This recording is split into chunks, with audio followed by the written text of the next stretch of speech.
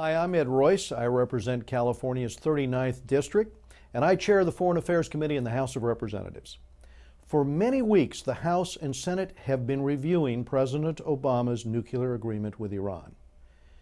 In September, we will vote on this consequential initiative. This is only fitting. Figuring out how to stop Iran from getting a nuclear weapon is one of the biggest national security challenges we face. Unfortunately, this agreement comes up short. Under its terms, the U.S. and other world powers permanently give up the financial pressure we have built against Iran, but Iran must only temporarily stall its nuclear program. After just 10 or so years, the restrictions on Iran's programs begin to expire. Iran is then allowed to expand its nuclear program to an industrial scale. And since Iran is allowed to keep and advance key bomb-making technology, Iran will then be just steps from a nuclear weapon. And that is if Iran doesn't cheat.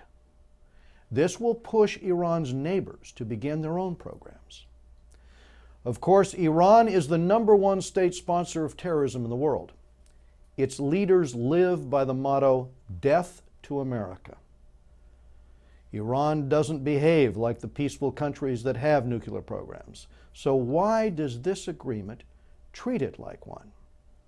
Well, President Obama is betting that Iran will change over a few short years into a country that can be trusted with nuclear bomb-making technology. He is betting against history. So many in the Senate and the House from both parties have decided that we can't make this bet, and I will be opposing President Obama's nuclear agreement. While most Americans are just now beginning to think about the consequences of this flawed agreement, we have been focused on Iran for many years.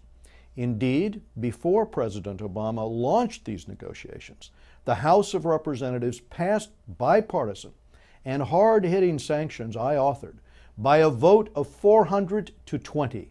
These sanctions would have given Iran's supreme leader a choice between its nuclear program or economic collapse.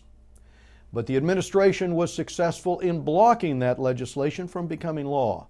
So instead of us today considering a verifiable, enforceable, and accountable agreement, what the Obama administration sought out to achieve, the administration settled for an agreement that gives Iran too much, too fast, and at the expense of the security of the United States and our allies.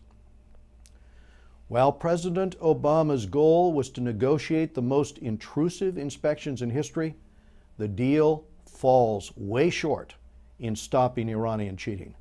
Instead of allowing international inspectors into suspicious sites within 24 hours, it will take 24 days. That is a far cry from anywhere, anytime inspections that members of Congress came to expect and Americans should demand. Worse, there have been revelations in recent days about an agreement between Iran and the United Nations nuclear watchdog. This agreement sets the conditions in which a key Iranian military site suspected of nuclear bomb work will be explored. While the details have been kept from Congress, it's reported that instead of international inspectors doing the inspecting, Iranians themselves will take the inspection lead. Iran has cheated on every agreement they've signed. Why are we trusting them on this? And when they do cheat, we won't have any economic pressure left to bear as the deal guts the sanctions and revives Iran's economy. And where does all the new money go? To the largest terror network on earth, wreaking havoc across the region, arming the likes of Hezbollah and arming Hamas. And with the administration too eager for a deal, Iran won late concessions. Against the advice of the Pentagon, international restrictions on its intercontinental ballistic missile program are lifted. These missiles, designed to carry nuclear weapons, threaten our homeland. If this agreement goes through, Iran gets a cash bonanza. It gets a boost to its international standing and a path toward nuclear weapons. As Iran grows stronger, we will have fewer ways to respond. We all wanted this negotiation to succeed, but as America's representatives, we must ask, is this agreement in the long-term national security interest of the United States? Does it make the world and region more safe, more stable, more secure? Is there any other reason why Iran, an energy-rich country, is advancing its nuclear technology other than to make a nuclear weapon? And why do its leaders chant death to America and death to Israel? I have come to my conclusions. This deal is deeply flawed. It makes the world less safe. We can and must do better.